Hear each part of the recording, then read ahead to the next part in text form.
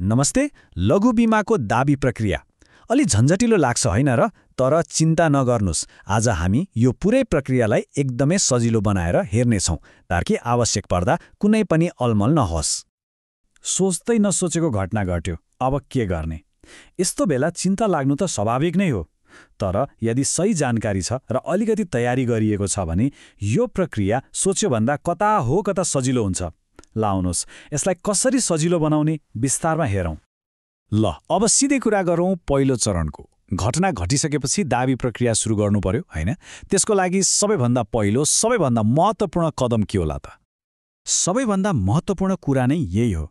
घटना घट्ने बित्तिकै 1 सेकेन्ड पनि ढिला नगरी आफ्नो नजिकको लघुवित्त संस्थाको म्यानेजर वा कुनै कर्मचारीलाई खबर गरिहाल्नुपर्छ। जति छिटो खबर गर्यो, दाबीको प्रक्रिया त्यति नै सजिलो र छिटो हुन्छ। यो कुरा चाहिँ एकदमै याद राख्नुहोला।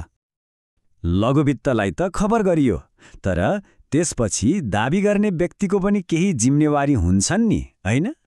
प्रक्रियालाई सहज बनाउन यी कामहरू समयमै गर्नुपर्छ। अब यहाँ हेरौँ है त। 1.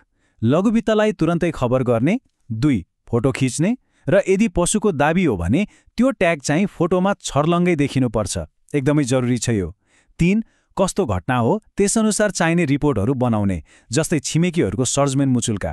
र 4. यी सबै कागजात जम्मा पारेर लघुवित्तमा बुझाइदिने। यी 4 कुराले पुरै प्रक्रियालाई व्यवस्थित बनाउँछ। अब यो कुरामा चाहिँ एकदमै ध्यान दिनुहोस् है। दाबी गर्दा बिमा गर्ने व्यक्तिको नाम, बिमाको कागज, बिल, रसिद सबै कागजातमा ठ्याक्कै एउटै हुनुपर्छ। अलिकति पनि फरक पर्नु हुँदैन। सानो गल्तीले पनि दाबी प्रक्रियामा ढिलासुस्ती हुन सक्छ। यो एकदमै महत्त्वपूर्ण छ। ल, दाबीकर्ताले आफ्नो काम त गर्यो। अब लघुवित्त संस्थाको पालो। उनीहरूले चाहिँ सहयोगीको भूमिका खेल्छन्। हेरौँ न उनीहरूले कसरी मद्दत गर्छन्। लघुवित्तले के गर्छ भन्दा पहिला त के कागज चाहिन्छ, प्रक्रिया के हो, सबै जानकारी दिन्छ।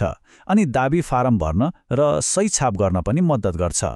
त्यसपछि आफ्नो सफ्टवेयरमा दाबी दर्ता गरेर एउटा इन्टिमेसन लेटर प्रिन्ट गर्छ र पुरा फाइल नेपाल बीमक सङ्घमा पठाइदिन्छ। मतलब यो प्रक्रियामा दाबी गर्ने व्यक्ति एक्लै दौडधुप गर्नु पर्दैन। अब आयो सबैभन्दा महत्त्वपूर्ण कुरा, कागजातहरू। हरेक बिमाको लागि के कागज चाहिन्छ त? ल, एक गरेर हेरौँ है, ताकि केही पनि नछुटोस्। स्वास्थ्य बिमाको लागि कुरा गरौँ। पहिलो त पुरा भरेको दाबी फारम, त्यसपछि डाक्टरको प्रेस्क्रिप्सन र औषधिका सबै सक्कली प्यान बिलहरू। यो चाहिँ अनिवार्य नै हो। अस्पताल भर्ना भएको भए सक्कली डिस्चार्ज समरी पनि चाहियो। र कथम कदाचित मृत्यु भएको खण्डमा कारण खुलेको प्रमाणित सरकारी कागजपत्र पनि चाहिन्छ। अब व्यक्तिगत दुर्घटना बिमाको कुरा।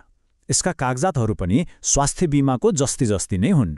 यसमा पनि त्यही हो, पुरा भरेको दाबी फारम, उपचारको लागि डाक्टरको प्रिस्क्रिप्सन र सक्कली प्यान बिल। अस्पताल बसेको भए डिस्चार्ज समरी र मृत्यु भएको खण्डमा सरकारी प्रमाणित कागजात। अब गम्भीर रोगको बिमाको लागि यसमा पनि पुरा भरेको दाबी फारम, डाक्टरको प्रिस्क्रिप्सन र औषधिका सक्कली प्यान बिलहरू र अस्पताल भर्ना भएको भए सक्कली डिस्चार्ज समरी चाहिन्छ। उद्यम र घरको बिमाको लागि चाहिँ कागजात अलि फरक छन् है। यसमा के चाहिन्छ भन्दा क्षतिको विवरण भएको सरकारी कागज, क्षति भएको ठाउँको स्पष्ट फोटोहरू र कम्तीमा 3 जना छिमेकीहरूको हस्ताक्षर भएको सरजमिन मुचुल्का, मतलब छिमेकीहरूको साक्षी चाहियो। पशुधन बिमामा सबैभन्दा महत्त्वपूर्ण कुरा हो ट्याग। फोटोमा ट्याग नम्बर छर्लङ्ग देखिनुपर्छ र त्यही नम्बर सबै कागजमा लेखिएको हुनुपर्छ। यो मिलेन भने दाबी गर्न गाह्रो हुन्छ। यसबाहेक मृत्यु भएमा सरकारी कागजात, स्थायी अपाङ्गता भएमा पशु डाक्टरको प्रमाणपत्र र छिमेकीहरूको सरजमिन मुचुल्का त चाहियो नै। अब बाली बिमाको पालो। यसको लागि चाहिँ क्षति भएको फोटो, जग्गाधनी प्रमाण पूर्जा, बालीको किसिम र क्षतिको कारण खुलेको प्राविधिक रिपोर्ट र छिमेकीहरूको सरजमिन मुचुल्का, यस्ता कागजातहरू चाहिन्छन्। एउटा कुरा चाहिँ के ख्याल राख्नुपर्छ भने यहाँ भनेका बाहेक पनि नेपाल बीमक सङ्घले आवश्यक परेमा अरू कागजातहरू माग्न सक्छ। त्यसैले त्यसको लागि पनि तयार रहनु पर्यो। ल, अब सबै कागजपत्र तयार भयो होला हैन? तर हतारमा फाइल पठाइहाल्नु हुँदैन। पठाउनु अघि एकचोटि फेरि सबै कुरा जाँचौँ है त। यो अन्तिम चेकलिस्टले धेरै सजिलो बनाउँछ। आफैलाई सोध्नुहोस्, के दाबी गर्ने व्यक्तिको नाम सबै कागजमा ठ्याक्कै एउटै छ? कि सबै बिलहरू सक्कली नै छन्? दाबी फारम पूरा भरेर सही छाप गरेको छ अनि पशुको दाबी हो भने फोटोमा ट्याग नम्बर प्रष्ट देखिन्छ। यी सबैको जवाफ छ भन्ने आएपछि मात्र फाइल अगाडि बढाउने। सबै कुरा ठिक छ भन्ने पक्का भएपछि अब यो फाइल कहाँ पठाउने त? ल, अन्तिम चरण हेरौँ।